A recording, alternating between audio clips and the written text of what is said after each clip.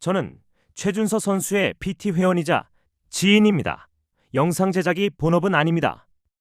준서 선수는 곧 시합이 잡혀 있습니다.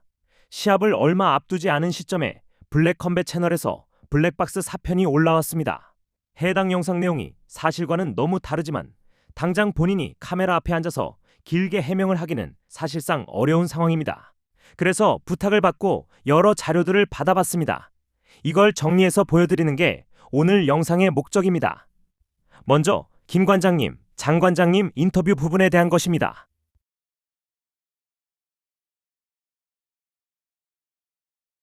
블랙박스 4편을 보면 두 관장님 인터뷰에는 준서 측이 5대5 비율 부분에 대해 사과를 했고 그 사과는 거짓말을 인정한 사과처럼 정리되어 있습니다. 그런데 뒤에서 보여드릴 자료에 따르면 이건 사실관계가 한참 어긋난 것 같습니다. 준서가 한 달 전 영상을 찍게 된 흐름은 이렇습니다. 오해 속 여러 영상으로 배신자 프레임이 씌워졌고 준서는 사실을 밝히기 위한 방법을 고민하다가 결국 본인이 경험한 사실을 그대로 풀어서 설명하는 영상을 찍기로 결심했다고 합니다. 그런데 그 결심에만 집중한 나머지 기존 체육관과의 정산 비율 같은 내부 사정까지 그대로 밝히게 된 것 같습니다. 준서가 사과한 부분은 그 부분입니다.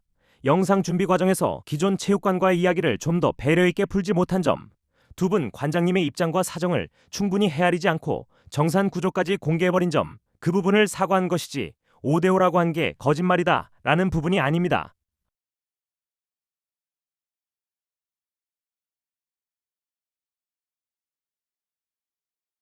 (5대5라고) 한 것이 거짓말이라서 사과한 게 아닙니다.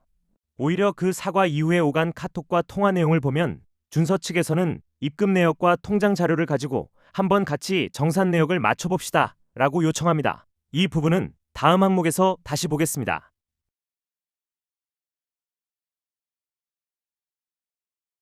블랙박스 4편을 보면 또 이상한 부분이 있습니다. 두 관장님은 5대5는 사실이 아니다라고 주장하시면서 같은 영상 안에서 준서와의 마지막 협상 과정을 이렇게 설명하십니다. 처음에 9대1, 8대2 이야기가 나왔다가 결국 7대3까지 이야기가 되어갔다. 이 7대3 발언의 의미를 한 번만 생각해 볼 필요가 있습니다. 7대3까지 양보해서 협의를 시도했다는 말 자체가 그 직전 비율은 7대3보다 선수 측에 불리했다는 뜻입니다. 즉, 그 직전 비율이 6대4 또는 5대5였다는 사실을 본인들이 인정한 셈 아닌지요? 계약서를 보겠습니다. 5대5가 아닌가요? 네, 아니네요. 정확히 따지니 약 53.5대 46.5 정도가 될 것 같네요. 같은 조항 내에는 이런 내용도 있네요. 계약상의 모든 금액은 관장님 측이 일단 수령한 뒤 정산 내역과 함께 선수에게 분배한다. 정산 내역은 성실하게 제공한다. 다음 들려드릴 것은 26년 3월 29일 준서 아버지와 김영준 관장과의 두 번째 통화 내용 중 일부입니다. 5대5, 6대4를 네. 저는 저렇게 많이 이렇게 하는 곳들도 있고, 네. 저랑 용호는 저희가 나누는 비율은 네. 그렇게 나쁜 비율이라고 저희는 생각을 안 한다. 5대5, 그 전에 5대5 비율이요? 57대 43. 네. 그 다음에 50대 25, 25.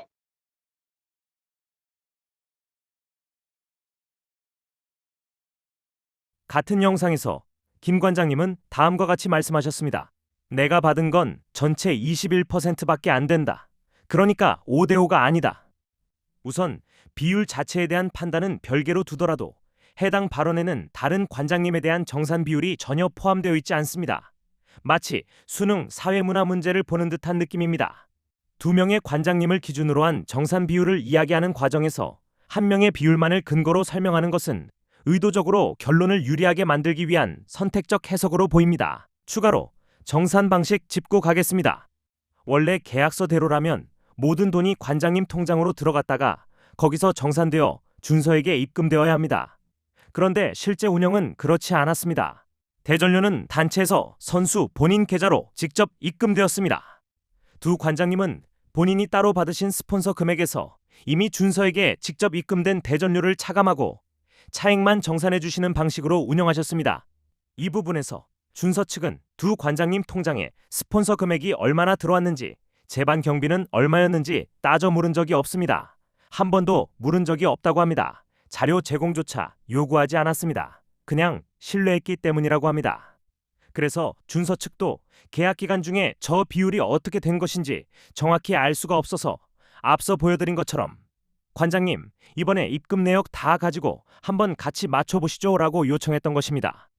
여러 사정상 스폰 비용 내역, 재경비 내역 등을 가지고 따로 만나서 대화를 나누지도 못했다고 합니다. 그렇기에 현재 주어진 자료로는 21%라는 비율이 어떻게 도출된 것인지는 정확히 알 수가 없습니다. 현재 확실히 알 수 있는 것은 위 비율에는 장관장님에 대한 부분은 빠져 있다는 것이며 애초에 정산이 제대로 되고 있는지는 관장님들만 알 수 있었던 것이고 준서는 당연히 계약서대로 정산된 것이라고 생각할 수밖에 없습니다.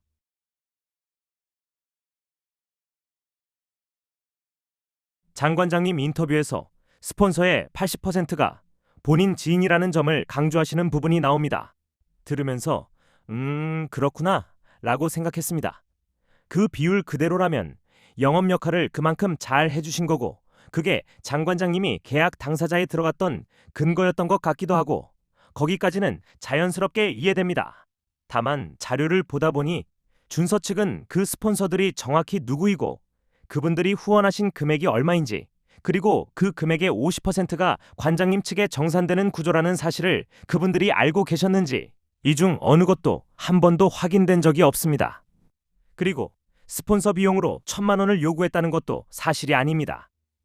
9대1, 8대2, 7대3 논의 과정에서 스폰서 비용을 1,000만 원으로 고정을 해두고 나머지 비율 변동에 따라 금액 차등이 이렇게 된다고 협상하는 과정이 있는데 그 과정에서 분배 비율에 따라 정산되는 금액을 추정하기 위하여 상수로 잡아둔 금액이지 그 금액을 요구한 것이 아닙니다.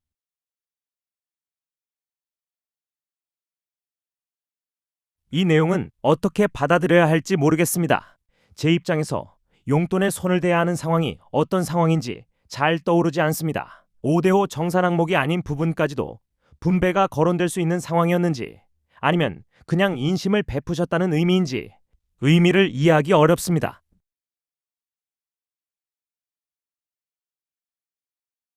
마지막으로 자료에서 눈에 들어온 부분이 하나 있습니다. 준서 아버님이 체육관 인테리어 자재를 사비로 부담했다는 내용이 들어 있습니다. 이를 보면 아무튼 양측 관계가 상당히 좋았던 것 같습니다.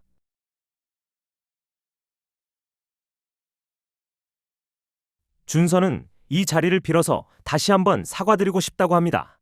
솔직하게 다 말하자고 결심한 끝에 두 관장님의 입장과 사정을 충분히 배려하지 못한 채 5대5 같은 계약 조건을 공개적으로 말씀드린 부분, 그 부분은 다시 사과드린다고 합니다. 이 5대5 같은 비율은 기존 준서 영상에서도 말씀드린 것처럼 두 관장님과 준서 사이에 그 시기 특수한 관계 안에서 나온 것이지 두 관장님이 다른 선수들에게도 그렇게 적용하지는 않았을 것이라고 생각합니다. 다만 그럼에도 불구하고 두 관장님께서 왜 이렇게까지 사실과 다른 이야기를 하시게 되었는지는 솔직히 잘 모르겠습니다. 다른 영상과 마찬가지로 가이드라인 같은 것이 있었던 것인지 아니면 편집이 그런 방향으로 된 것인지.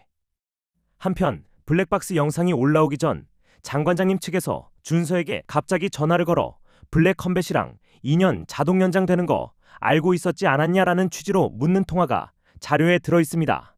나 하나 물어보고 싶은 게 있는데, 예. 야, 그 코리안 갱스터 전 때 예. 그 2년 자동 연장 계약인 거를 너 몰랐어? 내가 궁금해가지고, 그래서 너는 영준이랑 따로 얘기한 게 있는지 아니면 누구한테 그거를 구두적으로 들은 게 있는지 궁금해가지고. 그래서 제 기억으로는 근데 일단 제가 계약서를 다 관장님들한테 보내드렸잖아요, 바로. 계약서에는 없어. 그래서 그 얘기를 저는 들은 기억이 아예 없는 것 같아가지고. 준서 측에서는 해당 시점에 왜 이런 질문을 하셨는지 그 의도를 이해하기 어렵다는 입장입니다. 다음은 블랙컴백 주장에 대한 부분입니다. 블랙컴백 측 주장을 보면 대본 여부, 몰빵전 연기, 협상 과정에서의 공격적인 팟캐스트 발언 등에는 큰 이견이 없는 것으로 보입니다. 다만 동일한 상황을 두고 해석하는 방식에서 차이가 있는 것 같습니다.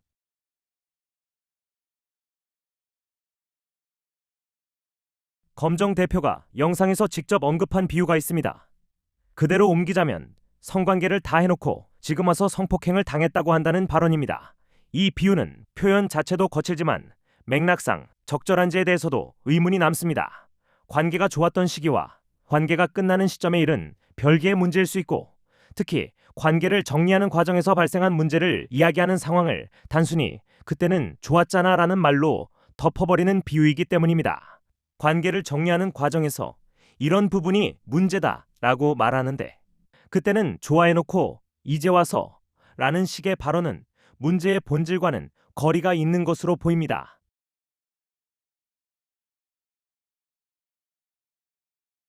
블랙박스 4편에서 검정 대표는 본인의 팟캐스트를 두고 거듭 얘기합니다. 이건 빌드업용이었지. 매운맛이 아니었다. 비난과 사실관계는 다 빼고 올린 거다. 당시 그 팟캐스트가 어떻게 작동했는지는 이걸 보는 사람들이 다 알 거라고 생각합니다. 그 영상의 댓글만 봐도 알 수 있습니다.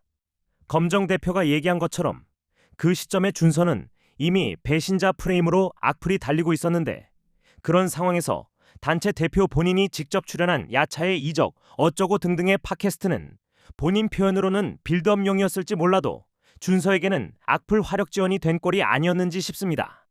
미팅 자리에서 준서에게 납득하기 어려운 조항들이 포함된 계약서에 계속해서 사인을 요구했던 점, 반전을 만들 수 있다는 설명과 달리 사인을 하지 않고 나오자 이후 공개된 영상의 내용, 전투력 측정기와 여러 격투기 유튜버들의 가세, 그리고 그로 인한 악플 증가 등 일련의 과정을 보면 이를 단순히 왜 처음에는 좋아하더니 이제 와서 그러냐는 식의 비유로 관계의 끝을 설명하기는 어렵습니다.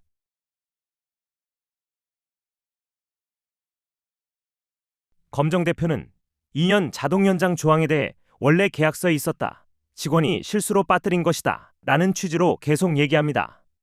하지만 앞서 관장님과의 통화 내용에도 나왔듯이 계약서에는 2년 자동 연장 내용이 포함되어 있지 않았습니다.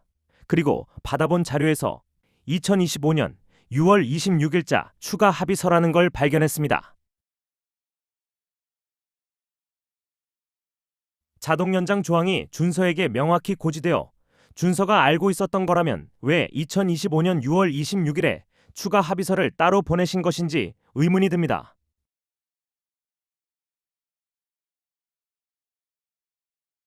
여기까지 정리하겠습니다. 마지막으로 지극히 개인적인 이야기를 하나만 덧붙이고 마치겠습니다. 저는 대학에서 미디어, 커뮤니케이션을 공부했습니다. 이번에 자료를 받아 검토하면서 그리고 검정 대표 측 영상들을 거꾸로 따라가 보면서 솔직히 좀 놀랐습니다. 강의실에서 케이스 스터디로 배웠던 기법들이 그대로 구현되고 있는 게 보여서 그렇습니다. 검정 대표는 솔직히 대단한 분 같습니다. 본인이 영상에서 설계라는 단어를 자주 사용하는데 진짜로 설계가 가능하고 이를 바탕으로 내 맘대로 여론을 좌지우지할 수 있다는 자신감이 보입니다. 그래서 좀 무섭다는 느낌도 들었습니다. 유리한 부분만 클로즈업하는 정도가 아니라 사실 자체를 살짝씩 비트는 화법, 똥볼 해명 영상 같은 표현을 의도적으로 영상마다 반복해서 노출시켜 시청자에게 프레임을 각인시키는 방식, 엄밀히는 맞지 않는 비유를 가져와서 본인 쪽에 유리한 정서를 만드는 방식, 발언의 일부만 떼어 확대해서 발언자의 본래 의도를 다른 방향으로 끌고 가는 방식, 아무튼 좀 무섭네요. 영상 마치겠습니다.